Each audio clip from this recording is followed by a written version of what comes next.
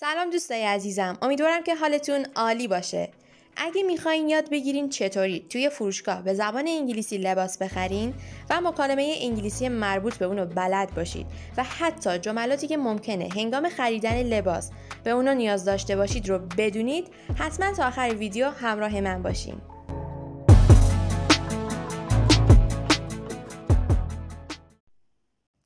قبلا کانال رو سابسکرایب کرده باشین و آموزش ها رو دنبال کرده باشین، میدونید که یک دوره مکالمه انگلیسی توی کانال براتون قرار دادم.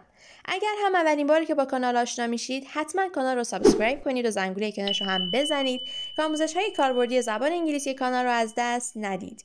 امروز درس 7 از مکالمه انگلیسی که مربوط به خریدن لباس هست رو میخوایم با هم یاد بگیریم. اگه درس های 1 تا 6 رو ندیدید، بعد از دیدن این درس روی لینک بالا کلیک کنید که بعدا اونا رو هم ببینید. بریم که درس امروزمون رو پر انرژی شروع کنیم. موضوع مکالمه امروزمون buying a shirt هستش. یعنی چی؟ یعنی خریدن پیراهن. buying یعنی خریدن، a shirt یعنی یه پیراهن. پس این مکالمه بین خریدار و فروشنده است. خریدارمون اسمش دنیله و فروشنده هم سلر گفته میشه. بریم که مکالمه رو با هم بخونیم. دنیل میگه Excuse me ببخشید. سلر هم میگه Hello sir, may I help you? Hello sir, may I help you? میگه سلام آقا، میتونم کمکتون کنم؟ Sir یعنی آقا. May I help you یعنی میتونم کمکتون کنم؟ دنیل در جواب میگه Yes. Can I see that shirt on the top shelf please? Yes. Can I see that shirt on the top shelf please? میگه بله، لطفاً میتونم اون پیراهن رو در قفسه بالایی ببینم؟ Shelf یعنی قفسه. On the top shelf یعنی قفسه بالایی. Shirt هم یعنی پیراهن. اوکی؟ پس Yes, can I see that shirt on the top shelf please? یعنی بله، لطفاً میتونم اون پیراهن رو در قفسه بالایی ببینم؟ Sure, here it is. Sure, here it is. Seller یا فروشنده در جواب به دنیل میگه حتماً بفرمایید. Sure یعنی حتماً. Here it is یعنی بفرمایید. How much does it cost? How much does it cost? دنیل میپرسه قیمتش چقدره؟ فروشنده یا سلر در جواب میگه $40. $40 یعنی $40. دنیل میگه $40? That's too much. $40? That's too much. میگه $40 خیلی زیاده. سلر یا فروشنده میگه How about this one? It's on sale for only $25. How about this one? It's on sale for only $25. میگه این یکی چطور؟ توی حراج فقط $25. How about this one یعنی این یکی چطور؟ On sale یعنی توی حراجه. پس it's on sale یعنی این توی حراجه for only $25. فقط $25. I don't like that one. I don't like that one. میگه اون یکی رو دوست ندارم. یعنی اون لباسی که توی حراجه رو دوست نداره. How about the one next to the black gloves? It's very similar to the one you like. How about the one next to the black gloves? It's very similar to the one you like. میگه اونی که کنار دستکش مشکی است چطور؟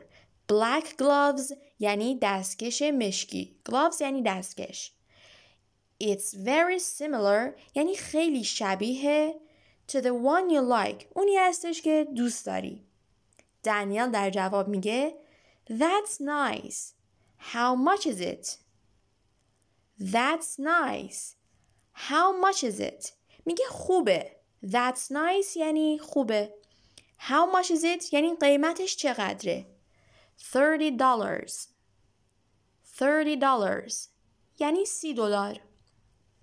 That will be fine. That will be fine. معنی تحت لفظیش میشه این خوب خواهد بود. ولی ما بخوایم عامیانه بگیم میگیم این خوبه. Is this color okay or would you like a different color? Is this color okay or would you like a different color? فروشنده میگه آیا این رنگ خوبه یا رنگ دیگه ای رو میخواید؟ یا رنگ دیگه ای رو دوست دارید؟ Would you like هم میتونیم به معنی میخواید ترجمه کنیم یا دوست دارید. اوکی؟ دانیل در جواب میگه That blue one's fine. That blue one's fine. Fine یعنی خوبه. That blue one's یعنی اون آبیه. یعنی اون آبیه خوبه. من رنگ آبی رو مثلا میخوام. Do you need any more of these shirts? Do you need any more of these shirts? میگه آیا به تعداد بیشتری از این پیراهن ها نیاز داری؟ یا تعداد بیشتری از این پیراهن ها رو میخوای؟ Do you need any more of these shirts? پس یعنی اینکه آیا تعداد بیشتری از این پیراهن ها میخوای؟ دانیل در جواب میگه Yes. Yes. یعنی بله. How many do you want? How many do you want? میگه چند تا میخواید؟ I'll take 2 more. A red one and a white one. I'll take 2 more. A red one and a white one. میگه 2 تا دیگه میبرم. I take 2 more یعنی 2 تا دیگه میبرم. Take 2 more یعنی 2 تا دیگه. A red one and a white one یعنی یکی قرمز و یکی سفید. Red یعنی قرمز. White یعنی سفید. Okay, here you are. Okay, here you are. فروشنده میگه باشه بفرمایید. Here you are یعنی بفرمایید. Thank you. Thank you. دانیل در جواب میگه ممنون و سلر یا فروشنده میگه You're welcome. You're welcome یعنی خواهش میکنم. اینها هم یه سری جملات ضروریه که ممکنه هنگام خرید کردن لباس توی فروشگاه بهشون نیاز داشته باشید و جملاتی هستن که ممکنه فروشنده بپرسه یا شما از فروشنده بپرسید. بریم که ببینیم اصلا چی هستن. What size do you wear? What size do you wear? وقتی فروشنده بخواد بپرسه که شما چه سایزی میپوشید از این جمله استفاده میکنه. What size do you wear? یعنی شما چه سایزی میپوشید؟ سایزتون چیه؟ Can I try this dress on? Can I try this dress on? وقتی شما بخواید بگید مثلا میتونم این لباس رو بپوشم، این پیرهن رو بپوشم، از این جمله استفاده میکنید. Can I try this dress on? میتونم این پیراهن رو امتحان کنم یا پرو کنم؟ The sleeves are a little long. The sleeves are a little long. وقتی بخواید بگین آستیناش کمی بلنده از این جمله استفاده میکنیم. Sleeves یعنی آستین ها. بخواید بگین آستین ها کمی بلندن میگیم The sleeves are a little long. Long یعنی بلند. A little یعنی کمی. Okay? Where's the fitting room? Where's the fitting room? بخواید بگیم اتاق پروف کجاست یا اتاق تعویض لباس میشه Where's the fitting room? Where's یعنی کجا. Fitting room یعنی اتاق پروف. Where's the fitting room? اتاق پروف کجاست. Does this shirt come in green? Does this shirt come in green? آیا این پیراهن سبز هم داره؟ مثلا فرض کنید شما یه پیرهن رو گرفتید رنگش قرمزه ولی رنگ سبز میخواین. بخواین بگین که آیا این پیراهن سبز هم داره از این جمله استفاده میکنید. Does this shirt come in green? Come in یعنی داره. Does this shirt come in green یعنی این پیراهن سبز هم داره. This shirt یعنی این پیراهن. Come in یعنی داره. این green یعنی در سبز. آیا این پیراهن سبز هم داره؟ What color would you like? What color would you like? یعنی چه رنگی دوست دارید؟ Color یعنی رنگ. Would you like یعنی دوست دارید. What color would you like؟ یعنی چه رنگی دوست دارید. What colors have you got؟ What colors have you got؟ یعنی چه رنگ هایی دارید. ببینید جمله بالا یعنی What color would you like؟ فروشنده از شما میپرسه. میگه چه رنگی دوست دارید که مثلا بره اون رنگ مورد علاقه شما رو براتون بیاره. اما جمله پایین ترش یعنی What colors have you got؟ یعنی چه رنگ هایی دارید شما از فروشنده میپرسید. مثلا یه پیرهنی رو انتخاب کردید، بخواید بدونید که چه رنگ هایی داره از فروشنده میپرسید What colors have you got? What colors have you got? Have you got a small size? Have you got a small size? آیا سایز کوچیک دارید؟ مثلا اون پیرهنی که دستتونه بزرگه. بخواید بگین آیا سایز کوچیک دارید میپرسید Have you got a small size? Have you got a small size? آیا سایز کوچیک دارید؟ Small size یعنی سایز کوچیک.